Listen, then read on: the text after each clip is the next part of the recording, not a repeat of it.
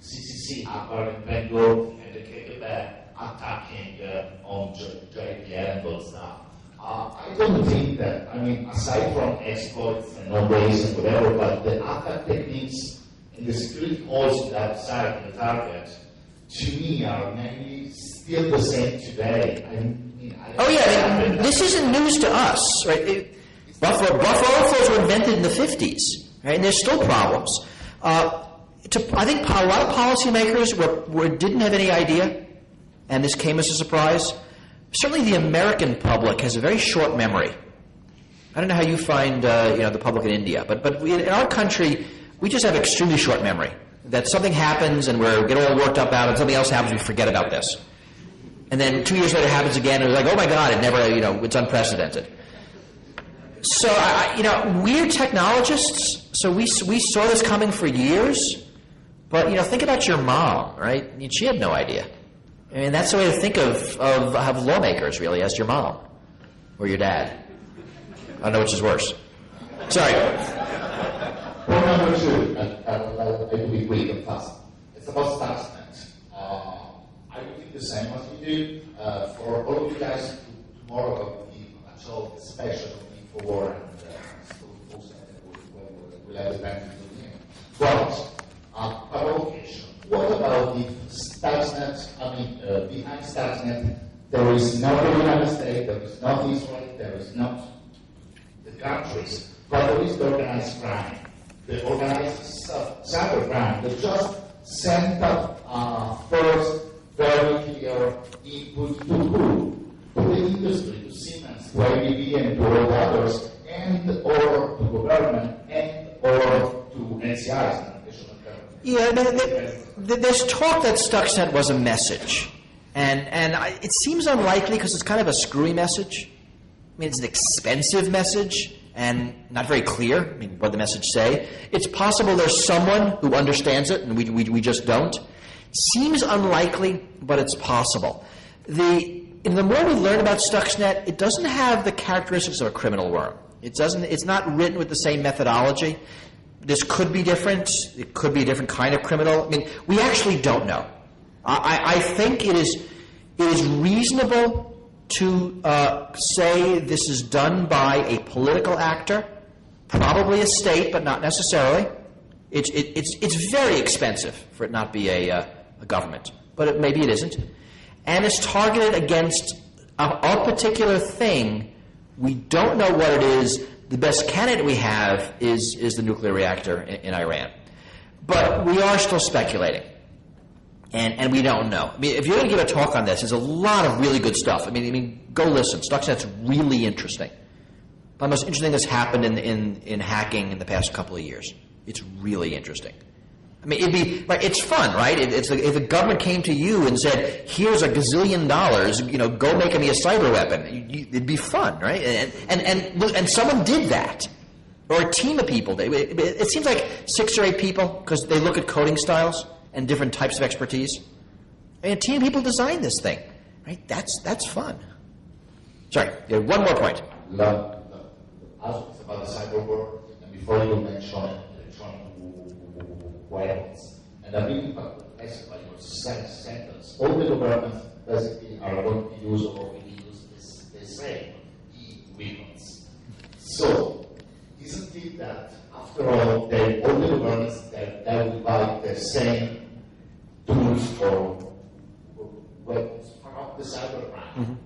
And step 2, maybe that when everybody will have the same tools, they will ask internal hackers or whatever to develop and build specific and vertical ones that time to step out of the common ones all the world already will have. Yeah, it's possible. I mean, certainly there'll be different zero-day exploits. I mean, I assume that all these governments are stockpiling exploits. Right? I mean, I can't imagine the U.S. and China, everybody else is not doing that. Right? And they'll all be unique because there are probably a gazillion possible exploits. So they'll be unique in that respect. Right? The payloads are going to be kind of the ones you can imagine.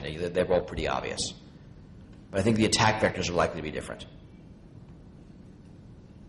And I saw his hand about there. just want to make a point. Actually, conventional war happens because of a combination of a lot of factors. A cyber war is not very visible. The damage might be same as a conventional war. Like supposing if somebody had taken off, assuming Stuxnet was aimed at the Iranian nuclear plant, it was taken off by the Air Force. It would have incited a lot of people and the government would have been forced into the action. But the damage would have been same using cyber war. So the payoffs are tremendous. When I'm trying to make a point that payoffs are tremendous, it's going to be a theater of warfare in the future. And I think so. Earlier the nations prepare for it. Yeah, and I think that's a very good point. I agree with that. Hi, Bruce. I represent the financial industry, and security is the biggest concern, more specifically when it comes to economic stock exchanges, etc. So, from your viewpoint, where do you see trends in terms of security, physical application, infrastructure across military, governments, and corporates? Yeah, it's kind of a general question. I think things are pretty good. I think we're doing largely okay in securing the global financial network. There are too many single points of failure. What's interesting, I think, now that we've lost our manual backups. So you go back even 10 years ago, that if computers went down, we had manual backups for a lot of things. And these days we don't. These days companies, banks tend to run on their computers, and if the computers don't work, the company doesn't work. And I think so that's more risky. So the SWIFT system, which is how most of the money moves between countries and between banks, it's an interbank transfer system. If that went down, money doesn't move. There isn't a manual backup. So that's where I think the vulnerability is right now, in that we've come to rely on what really is such a reliable network, the internet, on so many things, that we've lost the ability to do a manual backup if it fails. Now that might be okay. Right? We might say that's just the way it is, and if there's a failure, we all get a day's vacation. In the United States, we had a big blackout in 2003 in the northeast quadrant of the country, and the stock exchange went down, and a bunch of other things went down, and that was life. Right? But that we have to sort of be prepared that that's going to happen. Maybe by anger, maybe by malice, but probably by accident. That's just the more likely cause. If you think about the biggest knowledge service attacks, they've all been accidents, either natural disasters or software accidents. We've had AT&T had a satellite fail because they did a software update that didn't work, right? And it dropped a lot of the pager network a bunch of years ago, or maybe a bunch of phone switches fail, or there's a blackout. So we do see those things, and it's just being prepared for them. There's a hand way back there that I saw first.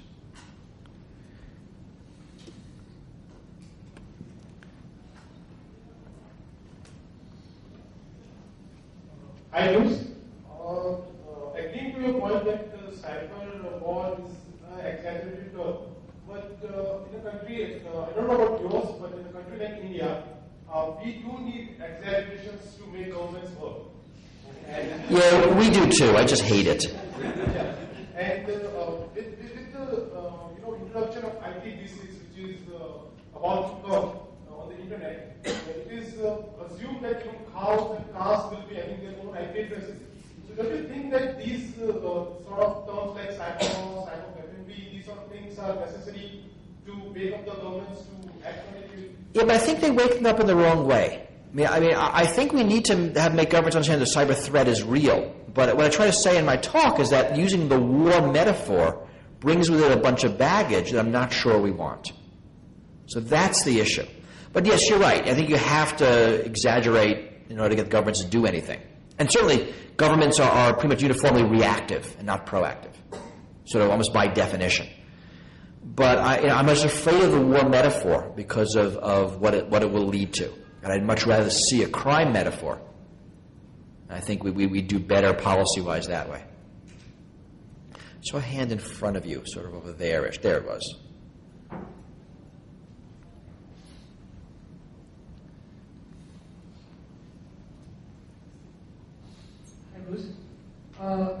questions for you. One, Okay, you got to do them one at a time, otherwise I will forget number one when you ask number two. You can't ask all three and then wait, unless you just want number three answered. So the first thing that I want to ask you is that during the speech you said that you need to prepare for cyber war. Also, to answer one of the questions you said you need to be prepared for cyber war.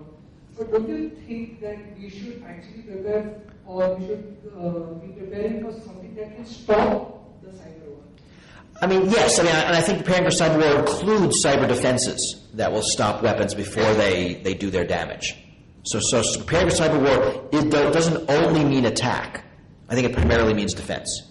So yes, I agree. That's the first point. The second point is, like right now you said that the cyber war concept is very, very crude in itself. The terminal is very crude. Do you foresee that the cyber war could happen cyber war, there will be rules which will be defined, just like in our normal war, we have ceasefire. Yeah, I mean, I don't know. I think that's one of the problems we have now is there aren't any rules of cyber war. There aren't any good definitions. There aren't any good rules. And I think eventually we will have them. It seems like that the United States is pretty much single-handedly blocking treaty negotiations in this area. And I'm not sure why. I think it would be in our best interest to have them and not.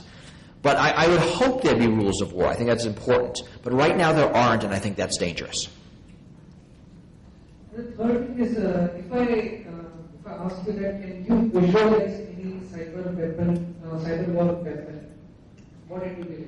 I think Stuxnet is a great example of a cyber war weapon. I mean, if you want to visualize what a cyber weapon will look like, look at Stuxnet. Right? It's a missile designed to do damage to a particular target. And it was launched, and it made its way to a target, and it seems to have done its damage, if you believe the nuclear power plant's the target. And there's an example of a cyber weapon. So you can imagine that same thing attacking, a country's logistical system, attacking the military network, attacking some kind of command and control network, attacking the power grid. I mean, in World War II, the United States would bomb German infrastructure. So, imagine the same thing happening in cyberspace. It doesn't take a lot. I mean, especially for us, I think we could all imagine what cyber weapons would look like. The question is how to limit them. I mean, the thing about Stuxnet is it was targeted against one target, but it infected lots and lots of Windows machines looking for the target, and about 14 Siemens control systems, which probably weren't the target. Right? So, as a cyber weapon goes, it's kind of sloppy. And I think you want to avoid dragging other countries into it. So the real question is, how do you target them? So hand over there first.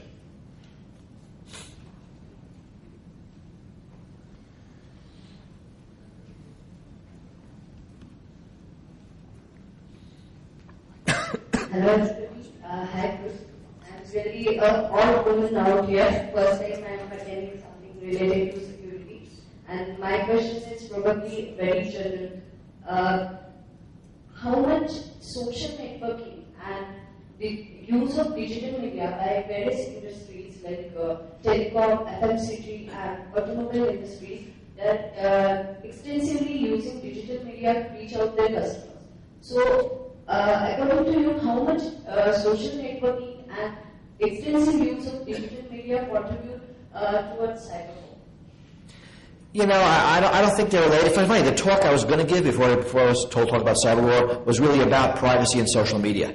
I don't think they're related very much at all. I mean, I think there are. I think it's really interesting the shift we're seeing into social media by individuals. By us, and then also by companies.